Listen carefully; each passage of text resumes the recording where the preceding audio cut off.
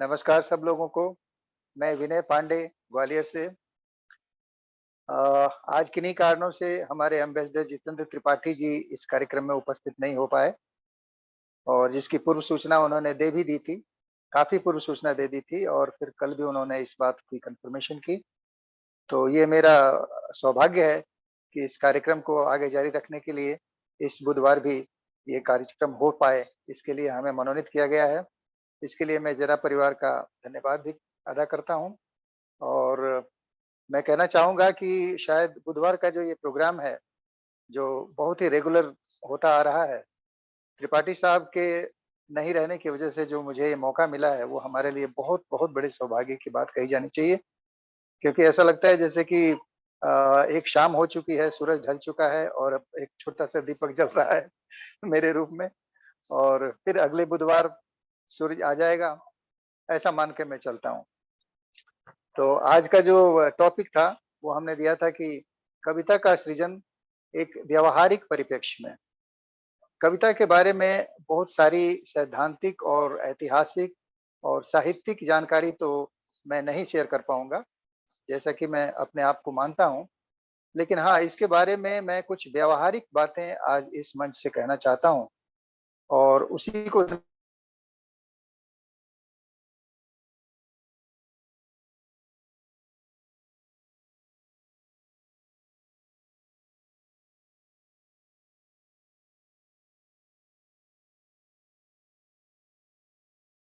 हो सकती है। एक आम आदमी कैसे रचना को अपनी हॉबी बना सकता है और किस तरह से उसको ज़्यादा उभार सकता है। इन सारी बातों को लेके मैं आज आया हूँ इस मंच पे। इसके पहले मैं चाहूँगा कि थोड़ी-सी जानकारी जो मैंने कविता के बारे में इकट्ठी की है, वो आप लोगों से शेयर करूँ। देखिए क्या है हिंदी में वैसे तो काव्य, पद्य और कविता, ये तीनों एक तरह के शब्द लगते हैं। ऐसा लगता है जैसे तीनों एक दूसरे के पर्यायवाची शब्द हों, सिनोनिम्स हों। लेकिन इनमें थोड़ा-सा भेद होता है।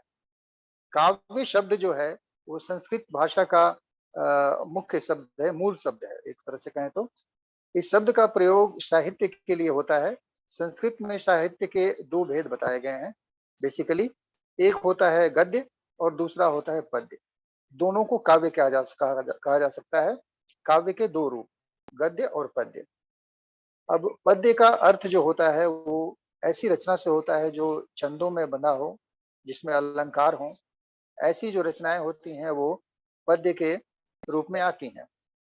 पद्य से उस कविता का जो पद्य से और कविता का जो अंतर है, उसको हम ऐसे समझें कि पद्य जो होते हैं वो छंदबद्ध होते हैं, उनमें अलंकार होते हैं, उनमें तमाम तरह के नियम होते हैं, उनकी अपनी सीमाएँ होती हैं। जबकि कविता जो होती है, वो स्वतंत्र सी होती है, वो छंद रहित हो सकती है, वो छंद के साथ भी हो सकती है, छंद रहित भी हो सकती है। तो मैं व्यक्तिगत रूप से जिस विधा को लेके चल रहा हूँ, वो वास्तव में कविता ही है, काव्य नहीं है या पद्य नहीं है। तो इसमें क्या होता है कि केवल अपनी अभिव्यक्ति को, अपनी भावनाओं को हम शब्दों में ढाल देते हैं और कोशिश करते हैं कि उसमें कुछ छंद आ जाए, कुछ अलंकार आ जाए, कुछ वो तुकबंदी उसमें आ जाए, तुकांतक हो जाए, ऐसी कोशिश रहती है। तो एक आम आदमी जो है, एक आम पढ़ा-लिखा इंसान अगर उसको भाषा शैली का ज्ञान है, अगर उसके पास शब्दों का भंडार है, शब्दों के अर्थों का ज्ञान है उसको, शब्दों के प्रयोग की जानकारी है उसको, तो वो निस्संदेह कुछ रचनाएँ कर सकता है। अपनी भावनाओं को, अपनी बातों को, अपनी सोच को उन पंक्तियों में ढाल सकता है जो एक कविता का रूप ले सकती है। कविता के बारे में कहा जाता है कि ये एक बहुत ही संवेदनशील अभिव्यक्ति है। आप सब लोग जानते हैं कि मानव जो है अपने आप में बहुत ही संवेदनशील और चेतना संपन्न जीव है, चेतना संपन्न प्राणी है।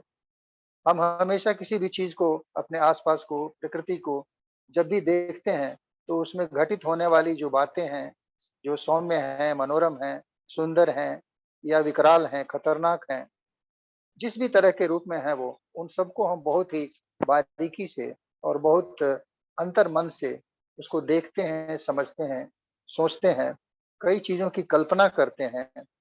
तो इन सारी चीज़ों को अनुभूति के रूप में हम ग्रहण करते हैं अपने अंदर और इन बातों को, इन भावनाओं को जब हम व्यक्त करना चाहते हैं, तो उसके कई आयाम हो सकते हैं।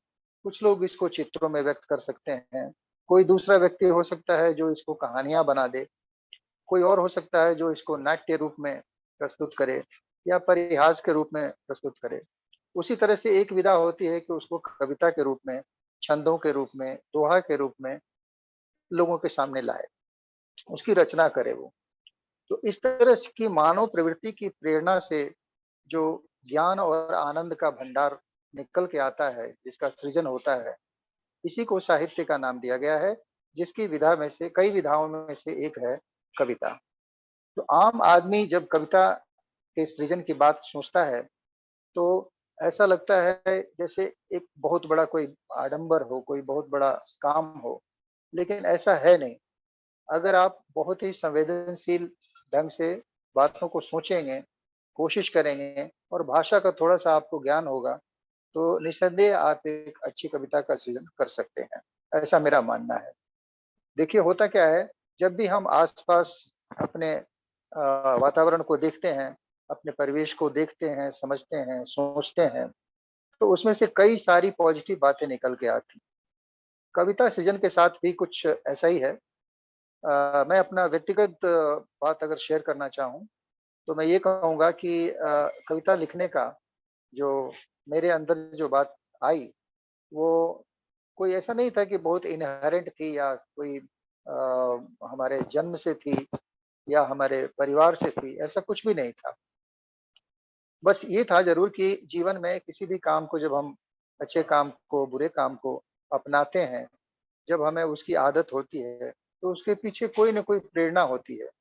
कोई न कोई ऐसा स्रोत रहा होता है भूतकाल में, जिसकी वजह से हम हमारे अंदर उस बात की छाप हो जाती है, हम उस बात को अपनाने लग जाते हैं। ये दोनों ही चीज़ों के लिए एप्लीकेबल होता है, चाहे वो अच्छी आदत हो या बुरी आदत हो। कहीं न कहीं से हम बहुत गहरे रूप में प्रभावित हो जाते हैं, जिसकी वजह से हम उसके पीछे जाने लगते हैं। तो आपके जीवन में भी हो सकता है कि कोई ऐसी रचना हो किसी की या कोई रचनाकार हो, कोई कवि हो, कोई लेखक हो, जिससे आप व्यक्तिगत रूप से प्रेरित हों, जिसकी रचनाएँ आपको पसंद आती हों या जिसकी अभिव्यक्ति, जिसकी रचना पेश करने की जो कला है, जो अदा है, वो आपको पसंद आती हो, तो उससे आपको प्रेरणा मिल सकती है। रही बात इन शब्दों को ढालने की, तो ये एक तरह से कला तो ज़रूर है, एक कला है, लेकिन मेरा मानना है कि इसमें अगर आपकी रुचि है, अगर आंतरिक रुचि है मन से, तो इसको धीरे-धीरे अगर आप शुरू करेंगे, तो इसको विकसित किया जा सकता है। इसमें सुधार लाया जा सकता है, इसमें संशोधन किए जा सकते हैं, इसकी एडिटिंग करवाई जा सकती है, किसी से हेल्प लेके, किसी के द्वारा इसका संपादन करा के, हम इसका प्रारूप बेहतर से बेहतर बना सकते हैं। देखिए, हमारे परिवार में ही एक संबंधी हैं हमारी वो एक अच्छी कवि हैं, कवयित्री हैं आज के टाइम में। तो एक बार ऐसा ही हुआ था मेरे साथ भी, मैंने भी कोई रचना बनाई थी, तो मैंने उनके पास भेजा था उसको और उससे उसकी एडिटिंग करवाई थी, उनसे पूछा था मैंने कि क्या इसमें कोई और कमी तुम्हें दिख रही है? तो उन्होंने बड़े इज़्ज़त के साथ उसमें थोड़ी बहुत तब्दीली करके और हमें वापस भेज दी थी। तो इस तरह से हम चाहें तो इन सब चीज़ों को डेवलप कर सकते हैं। अब इसमें ज़रूरत इस बात की होती है कि एक तो हमारे पास इन चीज़ों की कल्पना शक्ति होनी चाहिए। कई बातें ऐसी होती हैं कि एक छोटा-सा विषय आपको मिल जाता है या हो सकता है कोई घटना मिल जाती है, कोई शब्द ही मिल जाता है। फिर उस शब्द को कल्पना शक्ति से हम कैसे उसको एक शब्द चित्र में ढाल सकते हैं, कैसे हम उसको एक कहानी बना सकते हैं, जिसको हम अल्टीमेटली एक पोएम के रूप में, एक कविता के रूप में, शब्दों में ढाल के और उसको तैयार कर सकते हैं। तो कल्पना शक्ति बहुत ज़रूरी है। शब्दों का शब्दों की योजना, शब्दों की शक्ति, शब्द शक्ति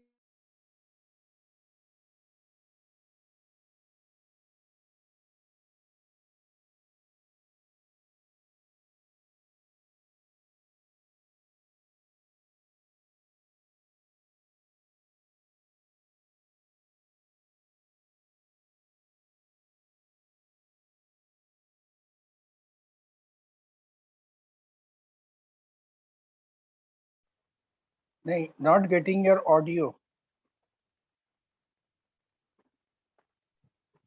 Unmute yourself.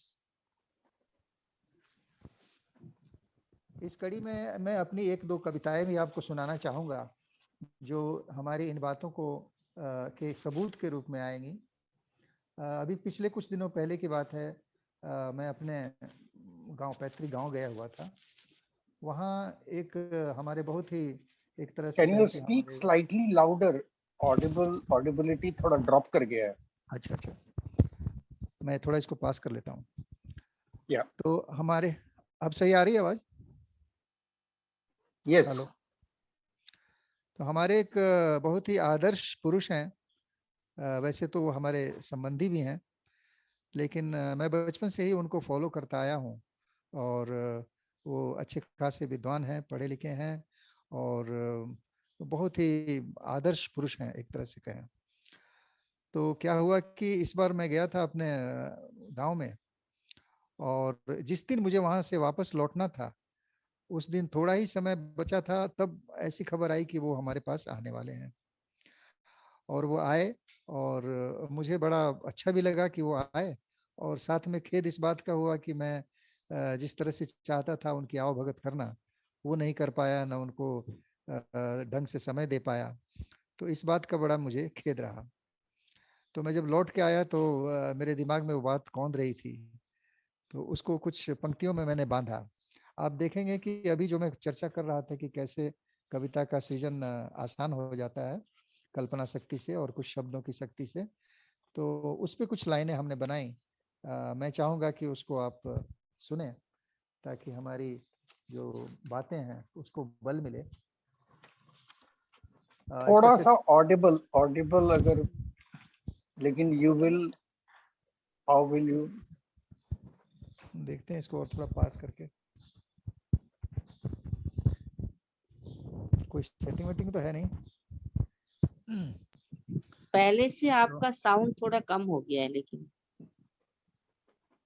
सब कुछ तो वैसा ही है। अब हाँ, better. ठीक है। तो इसका शीर्षक मैंने दिया था उनका आना। पहले मैं इसको पढ़ना चाहूंगा। ये कुछ इस तरह से है। चांद उतरकर तैयार था मेरे चौबारे पे, चांद उतरकर तैयार था मेरे चौबारे पे, मजमा बड़ा शानदार था मेरे चौबारे पे। होता गर इल्म तो लपक लेता चांदनी, होता गर इल्म तो लपक लेता चांदनी, वो कितना दिलदार था मेरे चौबारे पे। और सुने कि फिर भी गया बिखेर एक खास सी ठंडक, फिर भी गया बिखेर एक खास सी ठंडक, जबकि मैं तो फटे हाल था मेरे चौबारे पे। एहसान भी जता न सका बतौर मैं जिसका, एहसान भी जता न सका बतौर मैं जिसका, लम्हा वो बेहद यादगार था मेरे चौबारे पे। क्या क्या न करना चाहा था मगर, क्या क्या न कहना करना चाहा था मगर, मैं वक्त के हाथों लाचार था मेरे चौबारे पे। और अंतिम बंद है कि चाहत है कि फिर से वही हो जलवा नुमाई, चाहत है कि फिर से वही हो जलवा नुमाई, फिर से सजे वही जो बाजार था मेरे दरवाजे। तो इस तरह से छोटी छोटी कविताएं बनती जाती हैं। ऐसा नहीं है कि ये बहुत क्लिष्ट काम है, बहुत ज़्यादा साहित्य की जानकारी की आवश्यकता है। हाँ ठीक है, जो बहुत ज़्यादा इसमें गए हुए हैं, रमे हुए हैं, वो कुछ बेहतर शब्दों का इस्तेमाल कर सकते हैं, छंदों का ज़्यादा शक्ति से प्रयोग कर सकते हैं, उसकी जो गणना होती है उस पर उनका ज़्यादा प्रभाव रहता है, ये हो सकता है। लेकिन कविता का सृजन जो है वो अपने आप में एक बहुत ही सुगम और सहज चीज है, जिसको आम आदमी भी कर सकता है, ऐसा मेरा मानना है। कविता के बारे में कहा जाता है कि ये जो अनुभूति है वो भावपूर्ण अनुभूति है, और इसके दो तथ्य कहे जाते हैं, एक भाव और एक कला। भाव इसलिए जरूरी है कि इसके अंदर जो भी विषय वस्तु रहती है वो भाव से ही निकल के आती है। जो भी हम अपने आसपास देखते हैं, सुनते हैं, समझते हैं, जानते हैं, उन सब चीज़ों की भावपूर्ण अभिव्यक्ति ही कविता कहलाती है। और उसमें हमें ज़रूरत होती है साहित्य की भी, उसमें हमें ज़रूरत होती है थोड़ी कल्पना शक्ति की, और कला इसलिए होती है कि इसको कई जगहों पे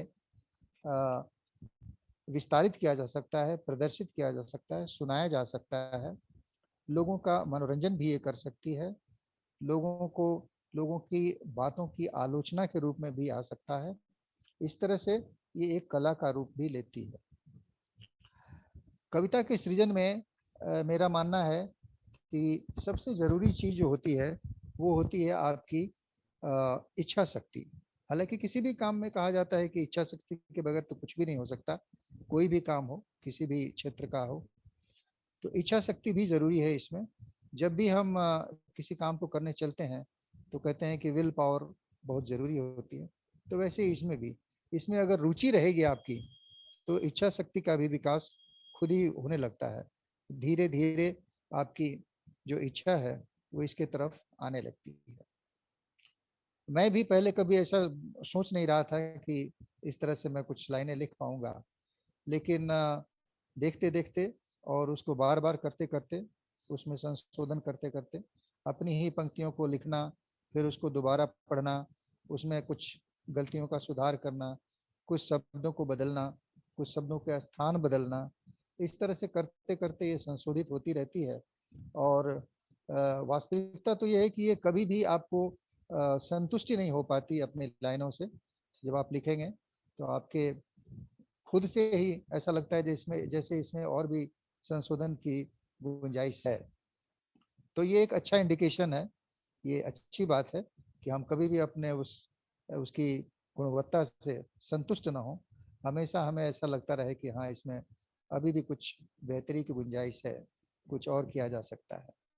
अगर ऐसी फीलिंग है तो ये एक पॉजिटिव चीज़ है, ये अच्छी चीज़ है।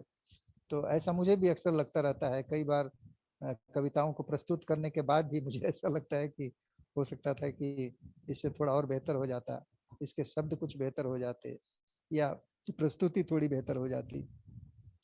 तो इस तरह की के भाव अगर रहते हैं तो ये बहुत अच्छी बात है, ये बहुत ही पॉजिटिव चीज़ है, ऐसा होना चाहिए। अब मैं एक और कविता आप लोगों के साथ शेयर करना चाहूँगा। वो एक्चुअली थोड़ी बड़ी है, लेकिन फिर भी मैं चाहूँगा कि आज सुनाऊँ। ये एक्चुअली आजकल की जो जीवन शैली है उससे संबंधित है। आजकल जो आप देखते हैं कि बच्चे जो हैं अपने अपने कामों में बाहर निकल जाते हैं और बुजुर्ग घर में रह जाते हैं, अकेले से पड़ जाते हैं। वो बिल्कुल ही एक तरह से असहाय से हो जाते हैं। कई केसेस में ये बहुत ही ज़्यादा खतरनाक भी हो रहा है। कई ऐसे किस्से और समाचार हमारे सामने आ रहे हैं। तो हमने दिया है, इसका शीर्षक है मोहल्ले आज। मोहल्ले आज मतलब हमारे आसपास की जो रिहायशी इलाका है, जो मोहल्ले हैं, उसकी क्या कंडीशन है, उसके क्या हालात हैं, वो चीज़ है। तो सुने कि कभी सवेरे उठकर देखें, कभी सवेरे उठकर देखें जो कुछ हम कहते हैं, किन किन घरों में अगली पीढ़ी के बच्चे रहते हैं। कभी सवेरे उठकर देखें जो कुछ हम कहते हैं, किन किन घरों में अगली पीढ़ी के बच्चे रहते हैं। कितने रहते अपने अपने बड़े बूढ़ों के संग, कितने जाकर बने हुए हैं महानगर के अंक। कितने जाकर बने हुए हैं महानगर के अंक। नोएडा, गुरुग्राम, बेंगलुरु या फिर हो मुंबई, हैदराबाद, कोलकाता, पूना, चंडीगढ़, चेन्नई, शहर भर रहे हैं सब लड़के निकल निकल घर घर से, अपने जीवन को संभालने बूढ़े बोझ के डर से। पैदल कभी गुजर कर देखें उन राहों से जिन पर, पैदल कभी गुजर कर देखें उन राहों से जिन पर मस्ती करते थे यारों के संग बचपन में दिन भर। एक नजर तिरछी सी डालें घर घर में क्या दिखे, एक नजर तिरछी सी डालें घर घर में क्या दिखे, सुनसान वीराना सा है शोरगुल ना चीखें। या तो ताले पड़े हुए हैं या एक बूढ़ी जान है कोई, या तो ताले पड़े हुए हैं या एक बूढ़ी जान है कोई, आंखें तकती रहती जैसे आने को मेहमान है कोई। महल दुमहले सजे खड़े हैं, रहने को इंसान नहीं। आजकल गांव में आप देखेंगे घर तो बहुत अच्छे हो गए हैं, जिस समय लोग रहते थे उस समय घर नहीं होते थे। आज देखेंगे आपकी घर खूब अच्छे खासे बने हुए हैं, लेकिन उनमें लोग नहीं रह रहे हैं, उनमें ताले लगे हैं या बुजुर्ग लोग एक आध बचे हुए हैं। तो महल दो महले सजे खड़े हैं, रहने को इंसान नहीं। एक काल वो भी था जब थे रहने को मकान नहीं। आखिर ऐसा हुआ गजब क्या, आखिर ऐसा हुआ गजब क्या, खाली हुए मोहल्ले। किसने कहा युवा पीढ़ी से घर से चलो निकलने। हर कोई चाहे भौतिक युग में बच्चे दो या एक, हर कोई चाहे भौतिक युग में बच्चे दो या एक। सोचे बढ़कर पढ़कर बन जाए वो इंसान एक, सोचे बढ़कर पढ़कर बन जाए वो इंसान एक। या तो सोचे खुद ही या फिर माने जग की बत्तियां, या तो सोचे खुद ही या फिर माने जग की बत्तियां। छोटे शहर में बच्चे की ना बिगड़े कल की खुशियां। ऐसा सोचते हैं जैसे बड़े शहर में चले जाएंगे तो हमारे बच्चों का भविष्य बहुत अच्छा हो जाएगा।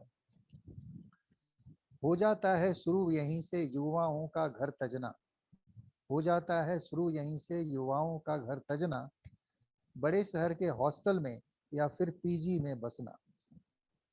पाठ्यक्रम में भले नहीं हो कोई फेर बदलाव, पाठ्यक्रम में भले नहीं हो कोई फेर बदलाव। बड़े शहर में रहना रहकर पढ़ना देता कड़ा दबाव। करें पढ़ाई घर से बाहर रहकर महज साल दो चार, करें पढ़ाई घर से बाहर रहकर महज साल दो चार। लेते ढूंढ नौकरी अपनी घने बनाते एक दो यार। बात यहाँ तक भी जाती कि रिश्ते भी अपने मन के, बात यहाँ तक भी जाती कि रिश्ते भी अपने मन के। गांव मोहल्ले भूल गए सबक सबक अपनेपन के। माता पिता भी चर्चा करते सैलरी सैलरी पैकेज की कुछ वर्ष, माता पिता भी चर्चा करते सैलरी पैकेज की कुछ वर्ष। लड़के ने ले लिया फ्लैट है, शुरू शुरू में होता हर्ष। पर अब तो त्योहार तीज भी मनने लगे हैं फ्लैटों में। घर आना ही क्यों जब सब उत्सव होते बैंक्वेटों में। बड़े बूढ़ों को साथ में रखना अब सबको है खलता, बड़े बूढ़ों को साथ में रखना अब सबको है खलता। बीमार खांसते परिजन को घर पर रहना है पड़ता। रहे बच्चे बुजुर्ग साथ में माता पिता को आस यही। काम काज की शैली ऐसी समय किसी के पास नहीं। और सुने कि खाली जमी मकानों पर धंधेबाजों की पैनी नजर। अब क्या होता है, वहां दौलत, उनके घर मकान खेत सब वैसे ही पड़े हैं, कोई देखभाल करने वाला है ही नहीं। तो होता क्या है कि खाली जमी मकानों पर धंधेबाजों की पैनी नजर। सपने लगे दिखाने बेचो इनको ले लो शहर में घर। ना इंग्लिश मीडियम स्कूल, ना लगती हॉबी क्लास, ना कोई मॉल माहौल, क्या फैशन करें तलाश। ये भी कहते क्या रखा है आखिर इन छोटे कस्बों में। आधुनिक रहन सहन तो होगा उन मॉड्यूलर गरबों में। शहरी बुढ़ापा के सपनों में अम्मा बाबू खो जाते। कभी कभी हम लोग भी विचलित हो जाते हैं कि चलो ठीक है बड़े शहर में रहेंगे, आराम से रहेंगे, तो हम भी खो जाते हैं। और पुश्तैनी घर बेचे जाने के बीज हैं लड़के बो जाते। बड़े प्रतियोगी परीक्षाओं के देखें यदि परिणाम, सच है छोटे शहरों के ही बच्चे करते ऊंचा नाम। ये भी एक हकीकत है। वहम मात्र है शहरों की जगमग मरीचिका एक, गांव मोहल्लों में है दिखने लगी विभीषिका एक। जीवन के ढलते पल पल में है लेती घेर निराशा। वक्त वही है जब केवल अपनों से होती आशा। अपने मिलते अपने गांव में नहीं कहीं परदेश में, अपनी माटी में जो सुख है नहीं अन्य परिवेश में। चार कंधों का चलन भी गया, चार कंधों का चलन भी गया मंजिल तक पहुंचाने को। शववाहिनी और चंद जन सब तमाम हो जाने को। कभी न देखें सोने घर को जैसे मात्र हो थाती वो, कभी न देखें सोने घर को जैसे मात्र हो थाती वो, जीवंतता को देखें उसकी रही है खोती जाती हो। हम न हो पड़ोसी विहीन, हम न हो पड़ोसी विहीन, और घर ना हो वीरान से, तरसता गुलशन गिला करे ना अपने बागबान से। प्रेम हो सहिष्णुता हो, आदर हो कृतज्ञता भी, विकास हो उल्लास हो, आधुनिकता हो सफलता भी। राष्ट्र की न्यून इकाई मोहल्ला, राष्ट्र की न्यून इकाई मोहल्ला, रखें इसको हम जीवित, विनय यही हो पीढ़ी उन्नत, और बने हम स्वस्थ विनीत। सोचोगे जो इत्मीनान से बात समझ आ जाएगी, जुड़े रहोगे अपने जड़ से जिंदगी खिल जाएगी, जुड़े रहोगे अपने जड़ से तो जिंदगी खिल जाएगी। तो ये एक अभिव्यक्ति थी जो हमने देखा सोचा समझा था, उसको शब्दों में ढालने की कोशिश की थी। और मुझे ऐसा लगता है कि ये एक बहुत बड़ी समस्या भी है हमारे समाज में आज के टाइम में।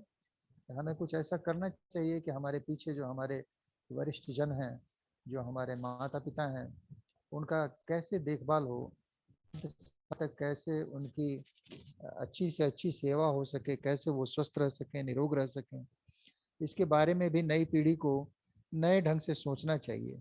ठीक है, विकास जरूरी है, आगे बढ़ना जरूरी है, अच्छी पढ़ाई अच्छी नौकरी भी आवश्यक है जीवन में, लेकिन साथ ही इन सब चीज़ों का भी ध्यान देना आज के समय में बहुत ज़रूरी हो गया है।